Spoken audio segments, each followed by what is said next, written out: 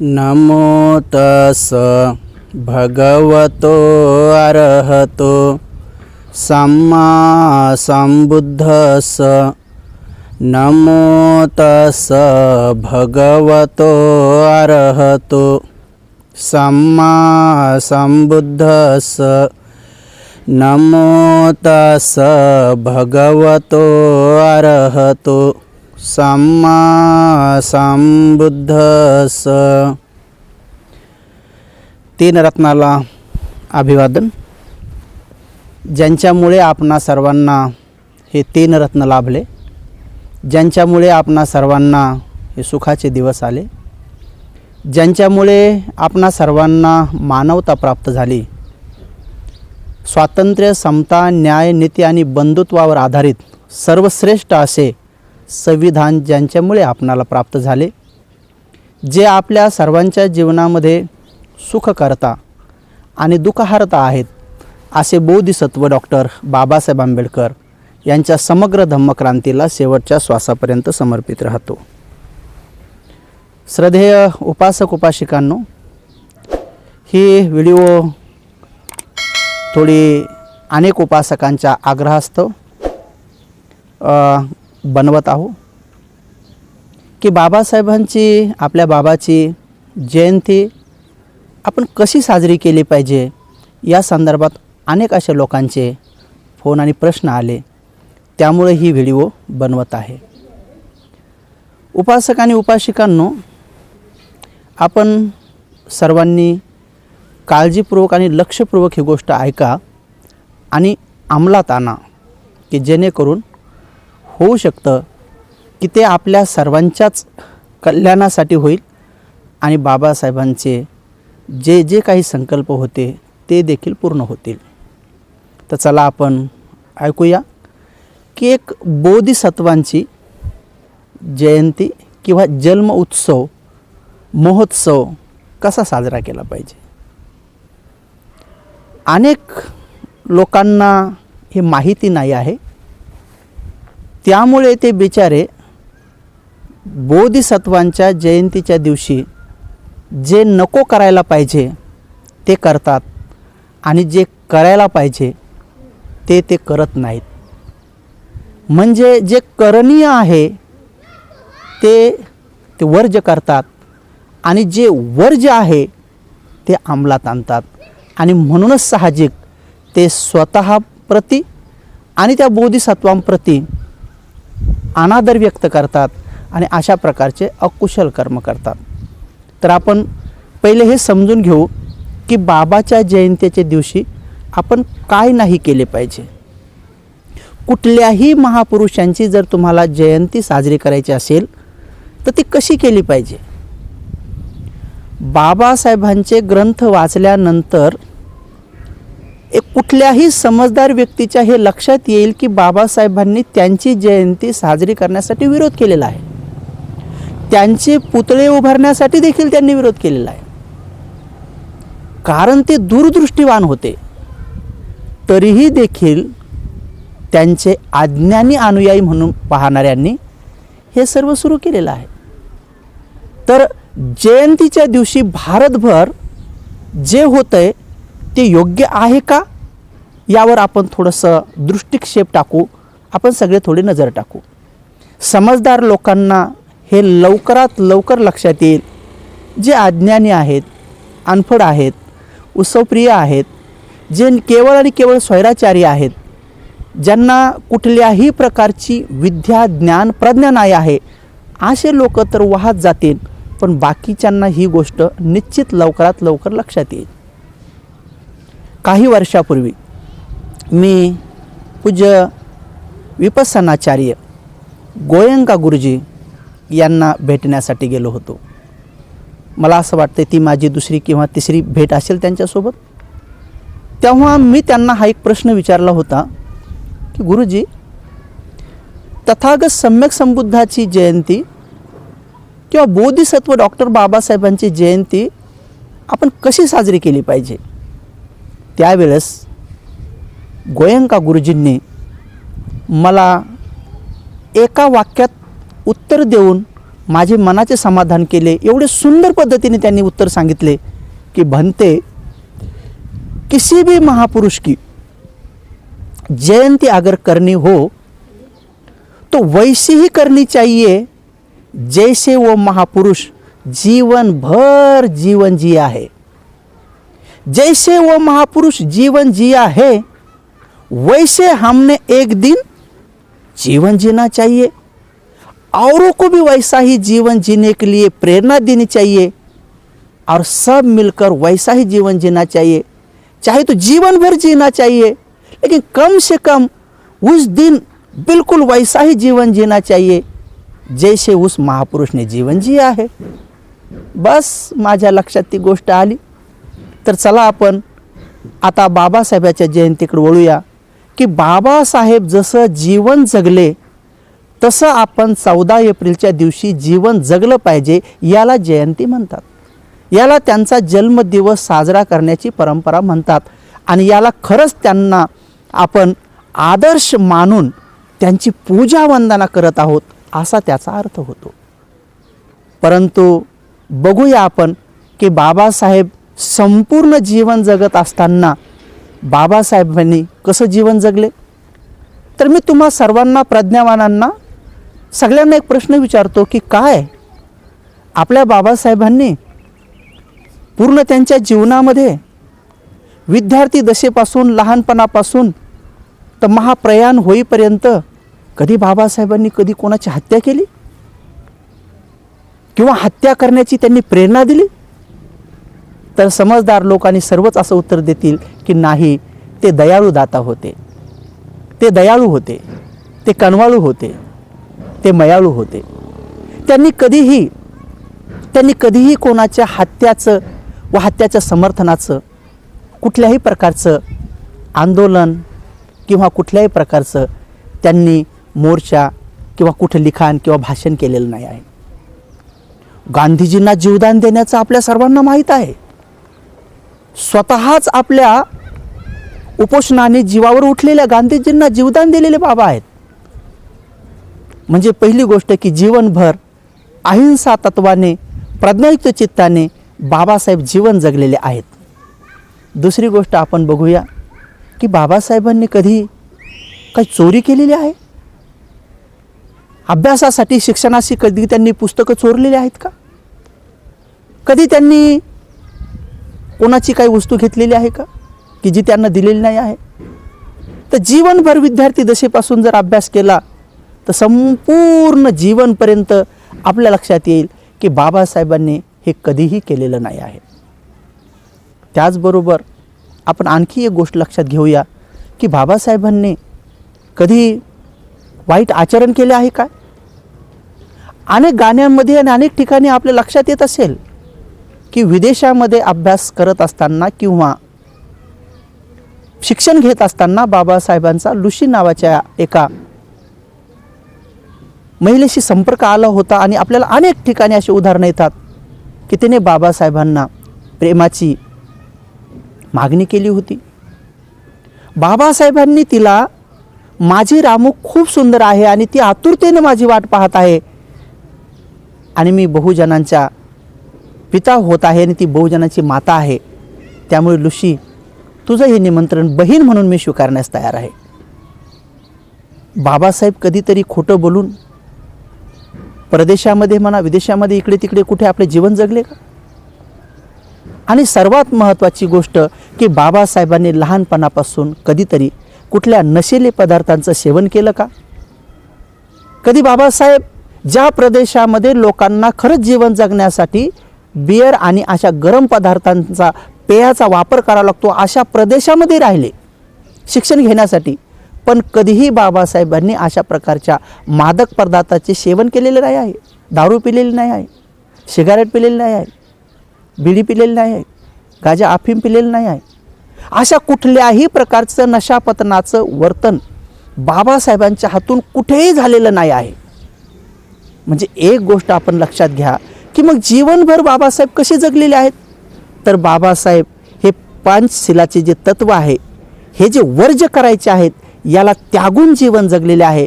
तर मग आपण 14 एप्रिलच्या दिवशी या 5 शिलाचे पालन करावे. म्हणजे हे 5 शिलाचे उल्लंघन करू नये. नाही जास्तीत जास्त तर कमीत कमी बाबासाहेबांच्या जयंतीच्या दिवशी दारू पिऊ नये, दारू पाजू नये.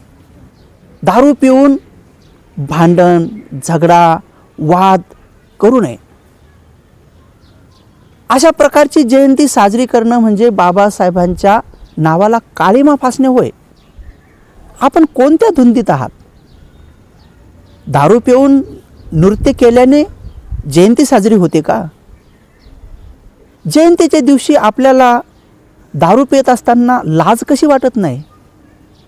आपल्या मनाला, अंतर्मनाला आतून वेदना का होत नाही की आपण एवढ्या मोठ्या महापुरुषांच्या दिवशी अशा प्रकारचं कृत्य मला कोणी पाजत असेल?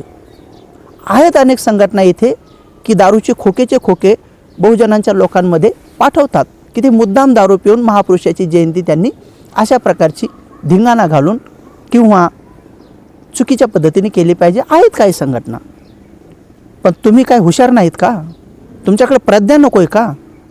की ज्या बाबाने आम्हाला गटारातून किड्या मकोड्यासारखं जीवन जगणारे आम्ही लोक एखाद्या कुत्र्या मांजऱ्यापेक्षाही बेहत्तर जीवन असलेले आम्ही लोक मेलेल्या मड्यावरले कपडे वापरण्यासाठी भाग पाडलेले या संस्कृतीने, मेलेल्या जनावरांच्या मांसामध्ये आळ्या पडल्यानंतर ते झटकून खाण्यास भाग पाडणाऱ्या या संस्कृतीने तुम्हाला लाथाडले होते. त्या बाबांनी आपल्याला वर काढले. त्या बाबासाहेबाच्या दिवशी आपण किड्या मकोड्यासारखं जीवन जगावं, लाचारीचं जीवन जगावं? हे योग्य आहे का? हे कोण्या योग्य माणसाला किंवा प्रज्ञावानाला ही शोभा देईल? म्हणून बंधूंनो, भगिनींनो, दारू पिऊ नका, नशापतन करू नका. दारू पिऊन अस्सील अशा गाण्यावर अस्सील पद्धतीचे डान्स करू नका. नृत्य करण्यास विरोध नाही आहे, पण नृत्य कसं असावं? बाबासाहेब स्वतः संगीतप्रेमी होते. बाबासाहेब अनेक वेळा सुमधुर आवाजामध्ये कबीरांचे दोहे म्हणत होते. बाबासाहेब अनेक वेळा तथागताच्या सुमुखातून निघालेले वचनं, गाथा, सूत्र सूरबद्ध पद्धतीने म्हणत होते. बाबासाहेबांनी स्वतःच बुद्ध पूजा पाठ नावाचा ग्रंथ कॅसेटमध्ये बनवत असताना वराळे ताईच्या आवाजामध्ये एक तालासुरामध्ये व्यवस्थित बनवला होता, ज्यामधून तथागताचे शील प्रवाहित होत होते. तर तुम्ही बाबासाहेबाच्या जयंतीच्या दिवशी जर गायन म्हणत असाल, नृत्य करत असाल, तर त्याची एक पद्धत असली पाहिजे. नृत्य करण्यासाठी आपण एक सेपरेट वयोगटातले मुलं मुली नियुक्त केले पाहिजे. 13 ते 14 वयोगटाच्या खालचे ते असले पाहिजे.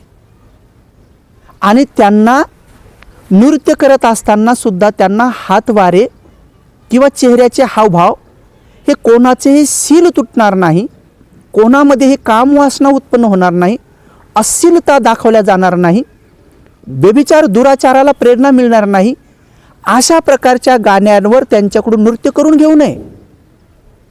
अशा प्रकारचे ते डान्सचे ठेके आणि तशा प्रकारचे हातवारी कमर हलवण्याचे त्यांना धडे देऊ नये. आणि ते नृत्य, ते गायन जयंतीच्या मंडळाने, जयंतीच्या कमिट्याने, जयंतीच्या समित्याने, जयंतीच्या नगराने, जिथे जिथे बाबासाहेबांची जयंती होत असेल, विहारात असो, कुठं असो, अशा प्रकारचं आचरण करता कामा नये. असे करून आपण स्वतःप्रतीच अकुशल कर्म करत आहोत, बाबांचा पण अपमान करत आहोत, पर्यायाने इतर लोकांना बोलण्यासाठी जागा देत आहोत. अरे हे लोक असेच आहेत, यांच्यामध्ये सुधारणा होणार नाही. अशा प्रकारचे हिनवणारे वाक्य जर तुमच्या कानावर पडत असतील तर आपली वागणूक ही योग्य नसावी का? म्हणून आपण कुठल्याही प्रकारचे गाणे, विचित्र गाणे वाजवता कामा नये. सुंदर पद्धतीनं भगवान तथागत सम्यक संबुद्धाची जयंती श्रीलंका, थायलंड, ब्रह्मदेशामध्ये साजरी केली जाते. मी प्रत्यक्ष त्या देशात जाऊन ती जयंती पाहिलेली आहे. इतकं सुंदर नृत्य करणाऱ्या लोकांना वेगळे वेगळे ड्रेस असतात आणि तेवढेच लोक नृत्य करतात.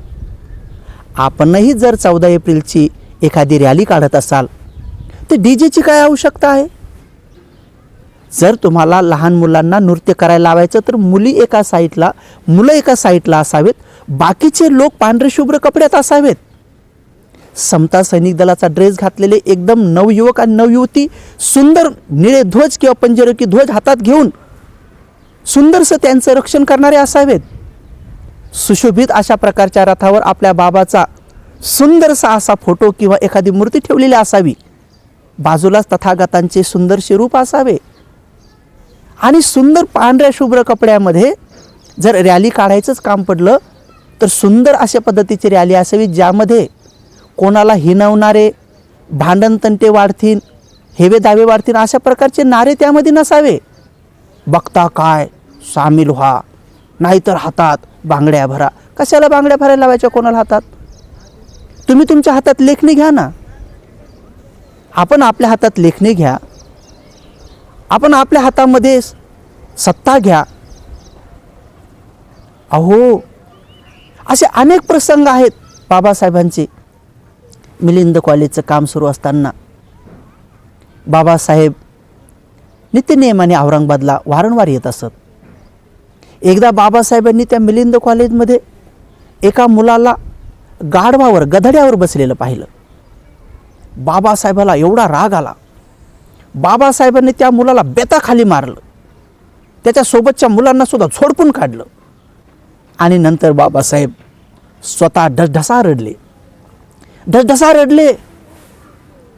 मग चिटणीसान पुढं ढसढसा रडले आणि म्हटले, म्हण्या आताच्या आता त्या पोरांना रस्टिकीट काढून टाक त्यांना. मी यांना विमानात बसण्याचे स्वप्न दाखवत आहे. मी यांना विमानात बसावे, विमानात प्रवास करावे म्हणून एवढी ही ज्ञानगंगा या ठिकाणी आणलेली आहे. ही विद्या इथं आणलेली आहे, शिक्षणाचा स्रोत मी इथं आणलेला आहे. मी काबाड कष्ट करून मी ऊन, वारा, पाऊस, विरोधकांचे शब्द, विरोधकांचा विरोध, या सगळ्या कुठल्या गोष्टीला न जमवता मी ह्या लोकांना ज्ञान मिळावं, विद्या मिळावं व यांनी सगळ्या जगासोबत जुटावं आणि विमानाने फिरावं यासाठी मी सुरू केलेलं आहे. आणि हे नालायक गधड्यावर बसतात, गाढवावर बसतात, गाढवासारखे वागतात. बाबासाहेब ढसढसा रडले. पुन्हा म्हणतात, राहू दे म्हण्या, त्याला नंतर समजावून सांग, त्याला काढू नको, कारण विद्येपासून कोणाला वंचित केलं नाही पाहिजे. अहो, बाबासाहेब आपल्यापासून काय स्वप्न पाहतात? बाबासाहेबाची इच्छा नव्हती की माझा समाज हा नाचणारा समाज बनावा. अहो, बापूराव पठ्ठे बाबासाहेबाकडे त्या काळामध्ये आले होते, पैसे घेऊन आले होते. बाबा, मी तुम्हाला 1 लाख रुपये देतो. काय व्यवसाय आहे रे तुझा? मी तमासगीर आहे, बापूराव पठ्ठे माझं नाव आहे. अच्छा, काय असतं रे तमाशामध्ये? गवळण असते, वग असते, नृत्य गायन असते, कलाकलटणी असते किंवा जोगबाजी असते. अच्छा, बतावणी असते. अच्छा, बरं मला सांग, तुझ्या त्या तमाशामध्ये देशपांडे, देशमुख आणि कुलकर्ण्याच्या पोरी नाचवतो का? नाही. मग कोणाच्या नाचवतो? माझ्याच पोरी नाचवतो आणि त्यांनी नाचलेल्या त्यांच्या याच्यातून पैसे कमवून तू मला देतो. एवढ्या पवित्र कामासाठी मी असे तुच्छ पैसे घेईन, तुला असं वाटतं? बाबासाहेब बघा, त्या काळात नाचण्याचा विरोध करतात आणि नाचण्यापासून मिळालेले पैसे स्वीकारण्यासाठी विरोध करतात. बाबासाहेबाच्या जयंतीसाठी कुठून वर्गण्या जमा करतात, ट्रक अडवता. सगळेच नाही, पण काही लोक ट्रक खंडणी वसूल केल्यासारखी जयंतीची वसुली करतात. कोण शिकवलं हे? अरे, इमानदारीनं, प्रामाणिकपणे, खुशीनं जर कोणी दिलं तर ते दान स्वीकारावं आणि त्यातून सुंदर पद्धतीनं बाबासाहेबाला शोभेन अशा प्रकारे जयंती साजरी करावी. तर बाबासाहेबांनी ते पैसेसुद्धा स्वीकारले नाही. बाबासाहेबाला या ठिकाणी अशोक हॉटेलमध्ये असताना एक हिरोसुद्धा, त्यांची बाबासाहेबांची भेट घडून आणली होती बाळू कबीरांनी आणि इथल्या काही कार्यकर्त्यांनी. तेव्हा बाबासाहेबांनी फिल्म सिटीमध्ये चालणारे जे लफडे आहे त्या संदर्भात चर्चा केल्याबरोबर तो त्या काळातला सुपरस्टार हिरो रागारागात निघून गेला होता. तेव्हा बाबासाहेबाला बाळू कबीर म्हटले की अहो बाबा, थोडे शांत बसले असतात तर बरं झालं असतं. 1.5 लाख रुपये त्याच्याकडून आपल्याला देणगी मिळाली असती. मिलिंद कॉलेजच्या कामाला आवश्यक आहे, तुमच्याकडे पैसे कमी आहेत. तर बाबासाहेब बाळू कबीरांवर चिडतात. काय म्हणतोस? असल्या घाणेरड्या लोकांचे मी पैसे घेऊन अशा पवित्र कामाला लावीन, तुला असं वाटतं का? तर पाहिलं हिंद फिल्म सिटीतल्या सुपरस्टारचे पैसेसुद्धा बाबासाहेब नाकारतात. आणि तुम्ही त्याच हिंदी फिल्म सिटीतले अश्लील गाणे, अव्वल गाणे, जे की तरुण पोरापोरींना बिघडवण्यासाठी, अनेक लोकांना काम वासनेकडे प्रवृत्त करण्यासाठी जे सहाय्यक बनतात, असे गाणे वाजवतात. काय म्हणे, 6ची गाडी गेली, 9ची गेली, 12ची निघाली, जाऊ द्या घरी. एवढ्या गाड्या का सोडल्या तू? तू अनाडी आहेस का पोरगी? त्या पोरीला काही लिहिता वाचता येत नाही का? एवढ्या गाड्या कशाने सोडावी ना? अशी विचित्र गाणे तुम्ही जर बाबाच्या जयंतीत वाजवसान, डीजेमध्ये वाजवसान आणि एकीकडे सांगसान की आम्ही बाबाची जयंती साजरी करतो. नाही, ही बाबाची जयंती नाही आहे. हे बाबासाहेबांचा नावाचा अपमान आहे. हे बाबासाहेबांच्या नावाला काळिमा फासणे आहे.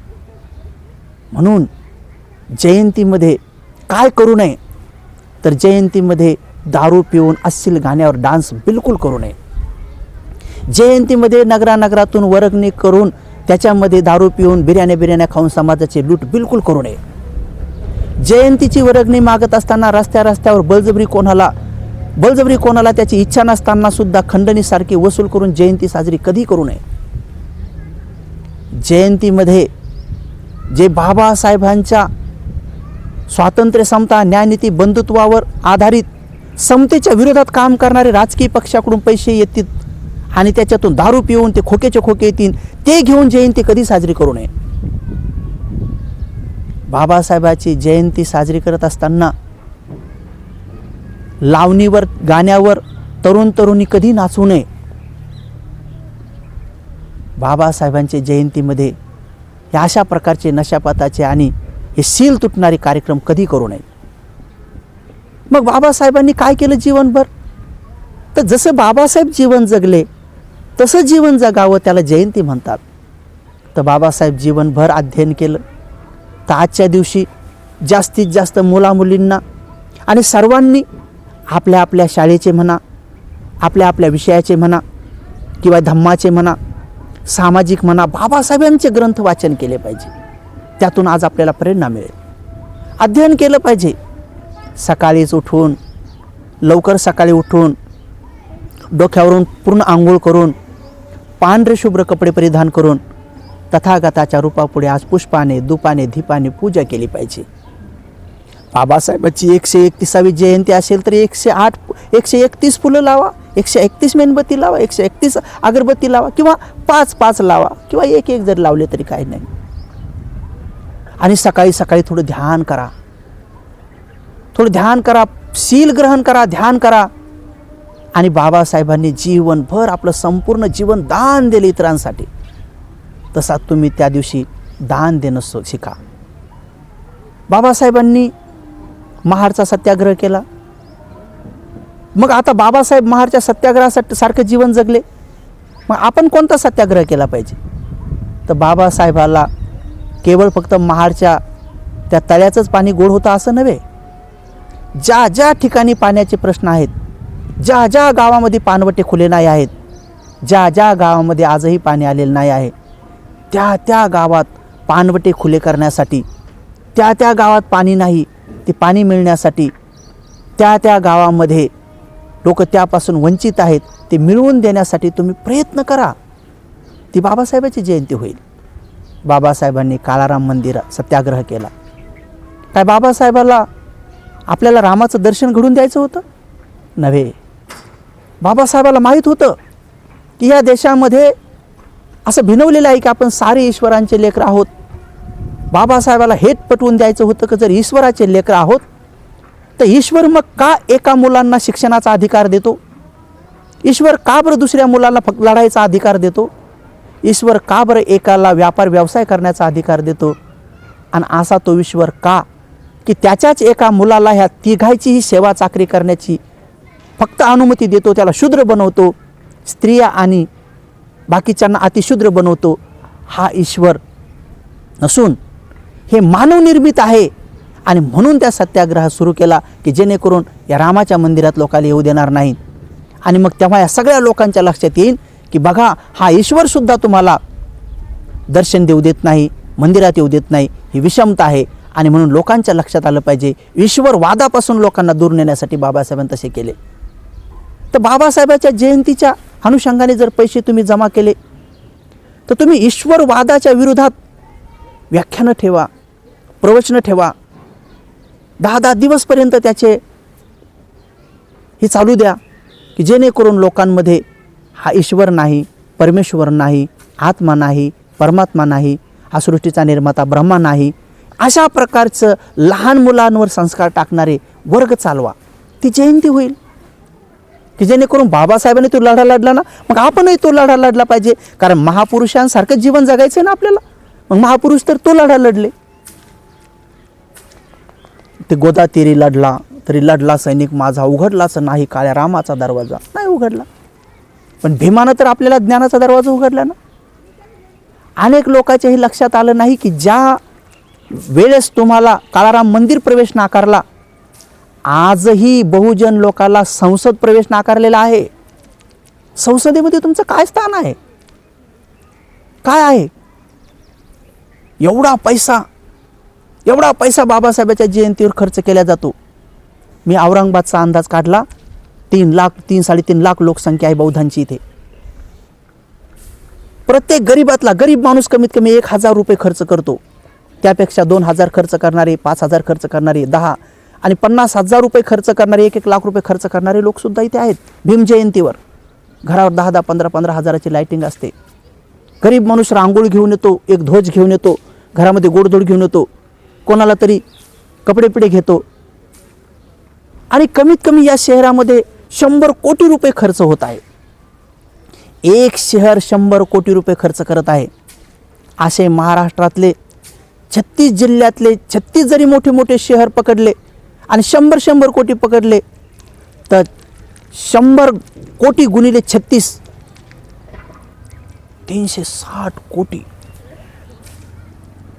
3,600 कोटी रुपये केवळ मोठ्या मोठ्या शहरावर खर्च आहे. आणि खर्च कशावर आहे? रांगोळीवर आहे, पताकावर आहे, झेंड्यावर आहे, डीजेवर आहे, दारूवर आहे, घरातल्या गोडधोड बनवण्यावर आहे. आणि हा सारा पैसा व्यर्थ आहे. 15 तारखेला 14 एप्रिल झाल्यानंतर 15 तारखेला रिझल्ट आहे की दारू पिऊन झोपलेले पोरं, नाचून थकलेल्या तरुणी, झोपलेल्या तरुणी, विस्कटलेल्या दारच्या रांगोळी, मळाले घरावरचे झेंडे, फाटलेले डीजे बॅनर, या प्रकारचे 15 तारखेचे दृश्य तुम्हाला पाहायला मिळतील, ज्यामधून कुठल्याही प्रकारचं काहीही बाबासाहेबाला अभिप्रेत असलेलं कार्य होत नाही आहे. बाबासाहेबांची इच्छा होती की जे लोक शिक्षणापासून वंचित आहेत त्या लोकांना शिक्षण मिळावे, जे लोक घरादारापासून वंचित आहेत त्यांना घरदारं मिळावेत, जे अन्नापासून वंचित आहेत त्यांना अन्न मिळावे. म्हणून बाबासाहेब आपले जीवनभर लढा देत राहिले. अंतिम शेवटच्या टप्प्यामध्ये बाबासाहेबांनी बौद्ध धम्म स्वीकारला आणि म्हणाले की खरी मानवाची सेवा जर कोणती असेल तर बौद्ध धम्माचा प्रचार ही खरी मानव सेवा आहे. तर बाबासाहेबाची जयंती म्हणजे मानव सेवा, म्हणजे बौद्ध धम्माचा प्रचार करा. बौद्ध धम्माच्या प्रचार आणि प्रसारासाठी हे संपूर्ण भारतभर मिलियन रुपये खर्च झाले. बाबासाहेबांची जयंती मिलियन रुपये खर्च होणार आहेत, अनेक मिलियन. यातून किती पैसा शिक्षणावर लागत आहे, यातून किती पैसा आरोग्यावर लागत आहे, यातून किती पैसा हा बौद्ध धम्माच्या प्रशिक्षण केंद्रासाठी लागत आहे, यातून किती पैसा हे राजकीय आपली चळवळ पक्की व्हावी, संसदेमध्ये आपल्याला प्रवेश मिळावा, राम मंदिरात नाही मिळाला पण संसदेत प्रवेश मिळावा, यासाठी किती पैसा लागत आहे. सामाजिक विषमता पेरणाऱ्यांच्या विरोधात समता सैनिक दल उभं राहावं, यासाठी किती पैसा समता सैनिक दलच्या प्रशिक्षणावर, ट्रेनिंगवर लागत आहे. किती पैसा ह्या बालमनावर बौद्ध धम्माचे संस्कार पडावेत, यासाठी बाल धम्म संस्कार केंद्र उभे राहण्यावर किती पैसा लागत आहे. काहीही पैसा लागत नाही. यातला अनेक पैसा हा दारूवर, डीजेवर, पताकावर, रांगोळीवर व झेंड्यावर आणि गोडधोड खाण्यावर लागत आहे. ह्या ज्या पताका आहेत, ह्या पताका बनवण्याचा जो कागद आहे तो जो कापूस आहे तो शेतकऱ्यापासून आहे, पण शेतकऱ्याला त्याच्या कापसाचा भाव नाही आहे. पण ज्या कंपन्या, त्या पताका बनवणाऱ्या कंपन्या आहेत, ह्या जास्तीत जास्त समतेचं राज्य निर्माण होणाऱ्या बाबासाहेबाच्या संविधानाला विरोध करणाऱ्या ज्या संस्था आहेत, त्याच लोकांच्या त्या कंपन्या आहेत जास्तीत जास्त. सोप्या भाषेमध्ये RSSच्या कंपन्या आहेत. आणि तुम्ही पताका विकत घेऊन त्यांनाच मालामाल करत आहात. झेंडे निर्माण करणारे कुठं आहेत? कोणत्या बहुजनांच्या कंपन्या आहेत की तिथे झेंडे तयार होत आहेत? मला सांगा एखादी झेंड्याची कंपनी की ही बहुजनाची आहे म्हणून. सांगा मला एखादा साखर कारखाना बहुजनाचा आहे की तुम्ही एवढे गोडधोड करून खात आहात, जास्तीची साखर विकत घेत आहात, जास्तीचा रवा विकत घेत आहात, जास्तीचं तेल विकत घेत आहात. कोणते तेलाचे खाणे बहुजनांचे आहेत, बौद्धांचे आहेत? कोणते साखर कारखाने बहुजनांचे आहेत? जास्तीत जास्त तुमचा हा पैसा हा तिकडंच चाललेला आहे. आणि त्या पैशातूनच ते पुढं चालून निवडणुकीमध्ये तुम्हालाच 500-600 रुपये देऊन मत विकत घेऊन ते बाबासाहेबाचे संविधान बदलण्यासाठी आणि तुमचे हक्क हिसकून घेण्यासाठी तोच पैसा कामात आहेत. याला अज्ञान म्हणतात, याला अविद्या म्हणतात, याला अनफडपणा म्हणतात, याला गवारपणा म्हणतात, अनर्यो, असंस्कारपणा म्हणतात. म्हणून बाबाचे प्रज्ञावान लेकर असे वागत नसतात. मी अनेक लोकांना आवाहन करून सांगतो, जे प्रज्ञावान लोक आहेत त्यांना ही गोष्ट लगेच समजेल. एवढे दिवस गेले तेवढे जाऊ द्या, पण इथून पुढं कमीत कमी पुढं तरी सुधरा. बाबासाहेबाची 131वी जयंती म्हणतात. कमीत कमी बाबासाहेब गेल्यापासून जरी समजा ही जयंती साजरी सुरू केली तर 70 वर्ष होत आलेत. या 60-70 वर्षामध्ये दरवर्षी मिलियन रुपये खर्च पाहता किती लाखो मिलियन रुपये तुमच्या आतापर्यंत खर्च झाले जयंतीवर, आणि कुठल्याही प्रकारची सुधारणा नाही आहे. कुठल्या प्रकारे सामाजिक, धार्मिक, राजकीय, सांस्कृतिक, शैक्षणिक मोठ्या प्रकारे बाबासाहेबाला अभिप्रेत कार्य कोणतंही घडलेलं नाही आहे. आता अजून तरी वेळ गेलेली नाही आहे. ज्ञानी विद्वान भिक्षूंच्या पाठीमागे येऊन जेवढे विद्वान समजदार लोक आहेत यांनी सर्वांनी महाराष्ट्राची एक मोठी कमिटी केली आणि संपूर्ण महाराष्ट्राची एकच भीम जयंती, भीमाचा जय करणारा आणि अंतिम जय करणारा अशी आपण जयंती साजरी करू. प्रत्येक महाराष्ट्रातून किती कोटी बौद्ध आहेत. वामनदादांनी त्या काळात गाणं लिहिलं होतं, 9 कोटीचा राजा दयाळू दाता माझा. त्या काळात 9 कोटी होते, आता वाढलेच असतील. विचार करा, जर प्रत्येकाने 1,000 रुपये भीम जयंतीला दान देण्याचं ठरवलं, ज्यामध्ये भिक्षू पण राहतील त्या कमिटीमध्ये, क्लास 1 अधिकारी पण राहतील, IPS अधिकारी पण राहतील, काही जज वकील पण राहतील, काही पत्रकारसुद्धा राहतील, ज्यामध्ये काही नावाजलेले सामाजिक कार्यकर्ते, काही सामाजिक महिला कार्यकर्त्या, जे वेगवेगळ्या क्षेत्रातले काम करणारे, PWD असेल, पोस्टामधले असेल, रेल्वे खात्यातले असतील, डॉक्टर खात्यातले असतील, इंजिनियर खात्यातले असतील, वेगळे रेव्हेन्यू खात्यातले असतील, मंत्रालयातले काही सदस्य असतील, जे की प्रामाणिक लोक आहेत. अशाने एकत्र येऊन जर पूर्ण महाराष्ट्रातला प्रत्येकी 1,000 रुपयाप्रमाणे जर पैसा एका जागी जमा केला, दान एका जागी जमा केलं, तर प्रत्येक जिल्ह्यात भव्य दिव्य असं 5 कोटीचं एक विहार, आणि प्रत्येक जिल्ह्यामध्ये 1,000 पोरांना चिवरामध्ये प्रशिक्षण घेता येईल अशा प्रकारचे भिक्षू प्रशिक्षण केंद्र, प्रत्येक जिल्ह्यामध्ये 5,000 पोरांना फ्री कम्प्युटरचं नॉलेज देता येईल अशा प्रकारचे भव्य दिव्य कम्प्युटरचे इन्स्टिट्यूट, प्रत्येक जिल्ह्यामध्ये 1,000 पोरांना समता सैनिक दलामध्ये चांगल्या पद्धतीनं प्रशिक्षण घेता येईल अशा प्रकारचे समता सैनिक दलांचे प्रशिक्षण केंद्र प्रत्येक जिल्ह्यामध्ये, 36 जिल्ह्यामध्ये, प्रत्येक जिल्ह्यामध्ये जिथे व्यापार व्यवसाय व कला कौशल्याला वाव देता येईल अशा बाबासाहेबातलं स्वप्नातलं इन्स्टिट्यूट उभं केलं जाईल, की जिथं व्यापार कसा करावा, व्यवसाय कसा करावा, एक्सपोर्ट इम्पोर्ट कसं करावं, जिथं शेती व्यवसाय कसा करावा, त्याचबरोबर कोणाला गायन क्षेत्रामध्ये, कोणाला कला क्षेत्रामध्ये, कोणाला वेगवेगळ्या प्रकारच्या कलाकृती क्षेत्रामध्ये जर प्रवेश करायचा असेल तर त्याचे प्रशिक्षण केंद्र इन्स्टिट्यूट उभे केले जाऊ शकतात. हजारो प्रत्येक जिल्ह्यात एक शाळा उभी राहू शकते, एक इन्स्टिट्यूट उभं राहू शकतं. एवढा पैसा महाराष्ट्रातला अरबो मिलियन बाबासाहेबाच्या जयंतीवर व्यर्थ खर्च होत आहे. मला माहीत आहे ही गोष्ट सगळ्यांना पटेल, पण अंमलात येणं फार कठीण आहे. म्हणून आपण छोटेखानी जरी सुरू केली. बघा 2 वर्षा अगोदर मी स्वतः लोकांना आव्हान केलं की बुद्ध म्हणतात मुष्टीदानानं जग बदलता येतं. मुठभर धान्य जरी दिलं तर जगातली गरिबी आणि जगातल्या बऱ्याच गोष्टी दूर केल्या जातात. तथागत सांगतात मुष्टीदान केलं पाहिजे.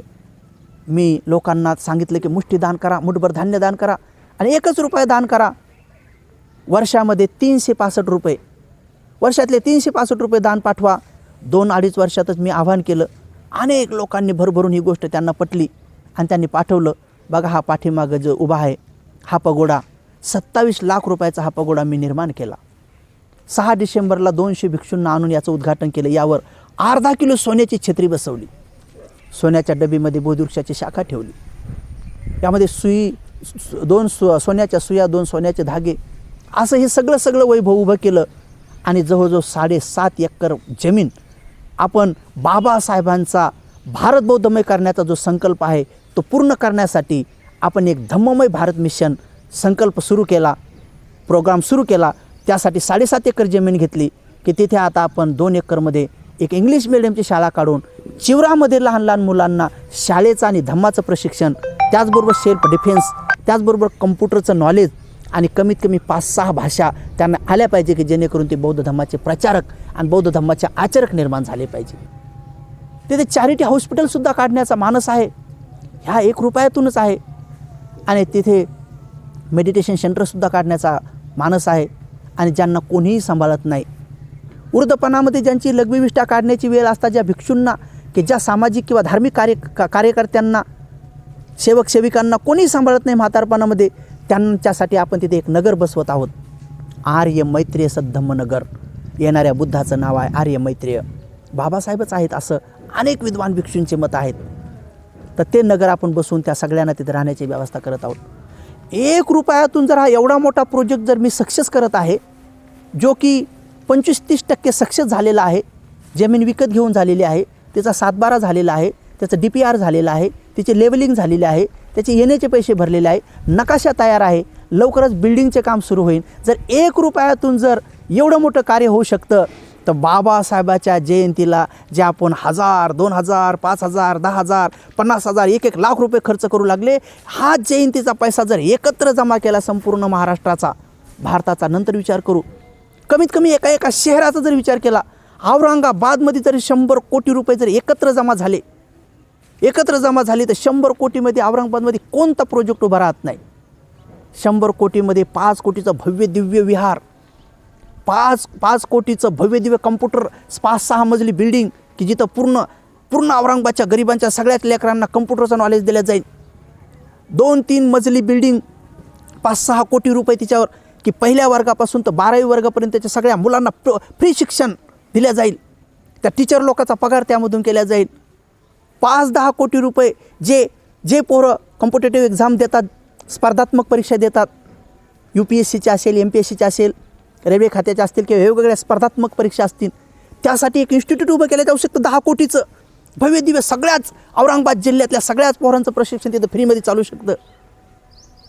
10-20 कोटी उद्योजक प्रशिक्षण केंद्र, की उद्योग कसा करायचा, नफा कसा मिळवला जाईल, नंतर आपण तयार केलेला माल हा विकण्यासाठी हा कशा पार्ट्या तयार करायच्या, काय करायचं, याचं संपूर्ण प्रशिक्षण नॉलेज देणारं प्रशिक्षण केंद्र 5-10 कोटी रुपये खर्च करून उभं राहू शकतं. शासनाची मदत कधी मिळेल तुम्हाला? शासनात कोणते लोक आहेत तुमचे? कोणते लोक आहे शासनात? असले तरी ते कोणते मदत करत आहेत? हे तुमच्या हक्काचा पैसा आहे. इकडं पताकावर खर्च करण्यापेक्षा, रांगोळीवर खर्च करण्यापेक्षा, मेहंदीवर खर्च करण्यापेक्षा, सजण्या धजण्यावर खर्च करण्यापेक्षा, गोडधोड खाण्यापेक्षा, अरे 2 वर्ष बाबासाहेब जयंती नाही केली आपण कोरोना टायमात. काय बाबासाहेब रुसले? म्हणून जागृत व्हा बौद्धांनो, सजग व्हा, जागृत व्हा. मी तर आवाहन करतो औरंगाबादच्या सगळ्या लोकांनी, जर 1 वर्ष जरी मला फक्त 1,000 रुपये जरी दिले तर मी तुम्हाला अवघ्या 6 महिन्याच्या आत हे जे मी सांगितले सगळे इन्स्टिट्यूट उभे करून दाखवतो. सगळे, जिथं की मेडिकल कॉलेज एक उभं राहू शकतं, एक चांगल्या पद्धतीचं मेडिकल कॉलेज की जिथं सगळे गरिबांच्या लेकरांना फ्री शिक्षण घेता येईल. 2-3 चांगले टॉप इंजिनिअरिंगचे कॉलेज जिथं की सगळे डिप्लोमा चालत आहेत, जिथं की तुमच्या कोठ्यातून फ्रीमध्ये शिक्षण, ज्या गरिबांचे लेकरं शिकू शकत नाही त्यांना फ्री शिक्षण मिळेल. जज आणि वकील बनवण्यासाठी बाबासाहेब म्हणतात अगोदरच लहानपणात बालपणातच त्यांना प्रशिक्षण देण्याचे केंद्र उभे राहिले पाहिजे. तशा प्रकारचे आपल्याला उभे केले जातील. आणि ग्रामपंचायतपासून तर राज्यसभा लोकसभेपर्यंत चांगल्या पद्धतीचा राजकीय लीडर किंवा नेता जर तयार करायचा असेल तर त्याला लहानपणापासून प्रशिक्षण द्या की ग्रामपंचायत सदस्य कसा बनतो, तुझे मतदाता कसे असतात, तुला वरून निधी कसा येतो, गावचा निधी हा रमाई आवासपासून तर दलित वस्ती निधीपासून तर अल्पसंख्याकवाल्यांचा निधी सगळ्याच शेती कामापासून विहिरीपासून सगळ्यापर्यंत कसा निधी येतो तर सगळं नॉलेज त्याला लहानपणी शिकवलं गेलं पाहिजे.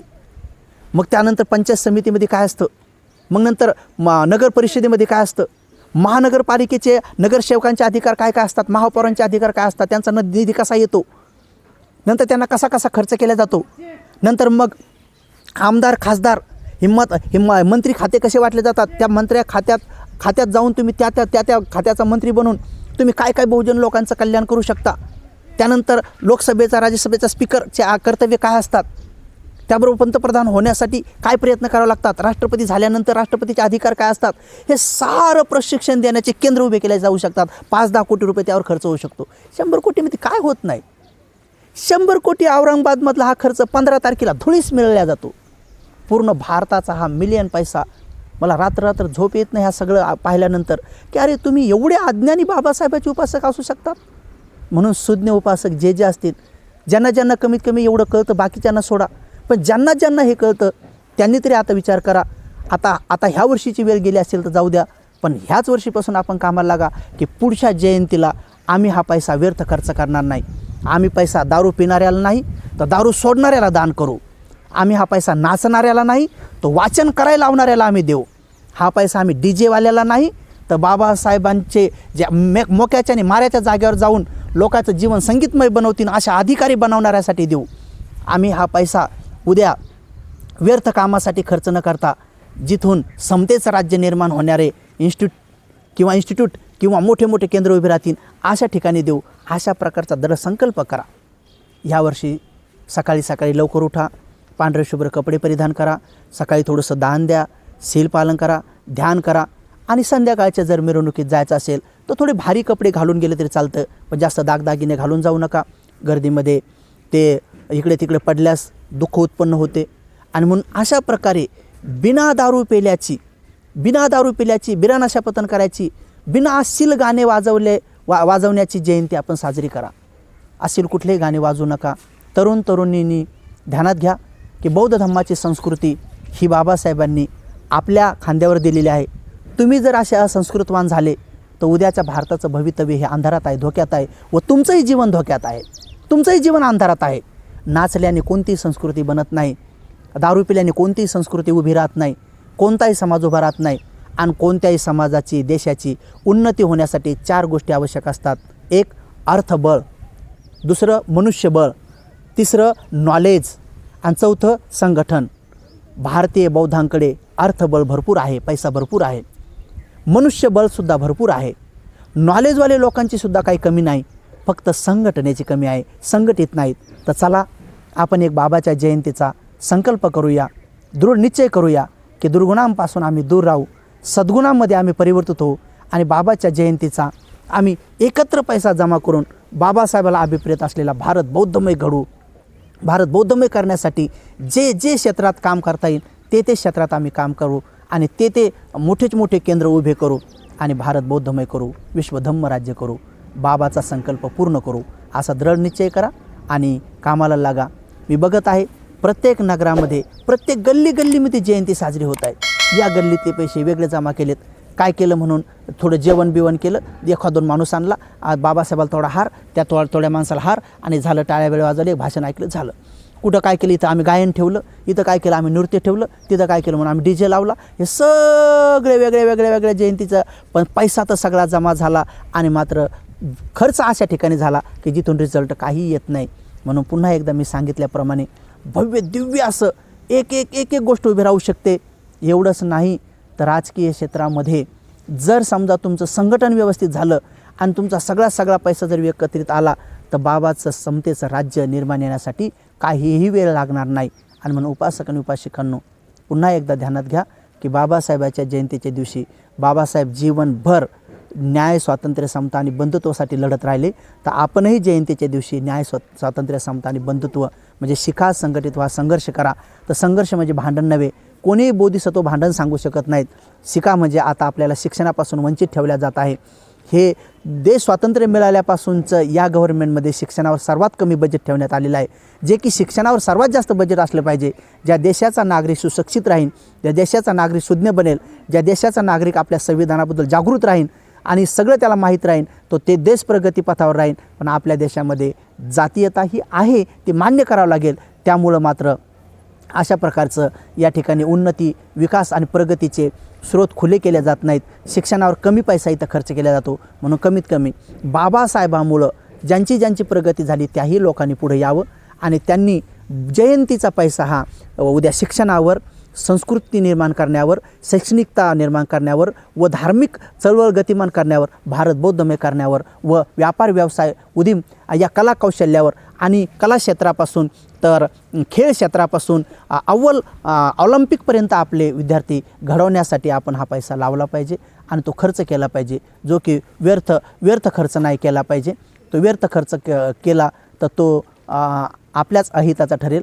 आपलंच जीवन अंधकारमय होईल आणि म्हणून आपलं जीवन अंधकारमय जर होऊ द्यायचं नसेल, आपण प्रकाशाकडून प्रकाशाकडे जर जायचं असेल, बाबांनी आपल्याला अंधाराकडून प्रकाशाकडे आणलेलं आहे. आपण प्रकाशाकडून प्रकाशाकडे जा. प्रकाशाकडून अंधाराकडे येऊ नका आणि अंधाराकडून अंधाराकडे जाऊ नका. तर आपलं जीवनमान सुखी बनवा आणि आपलं जीवन समृद्धवान बनवा. आजच्या क्षणी जास्त उपदेश न देता एवढाच उपदेश तुमच्या सर्वांच्या भल्यासाठी सांगतो आणि सर्वांचं कल्याण हो, सर्वांचं मंगल हो, सर्वजण सुखी हो. भवतु सबमंगलं, भवतु सबमंगलं, भवतु सबमंगलं. बोधिसत्व डॉक्टर बाबासाहेब आंबेडकरांचा विजय असो.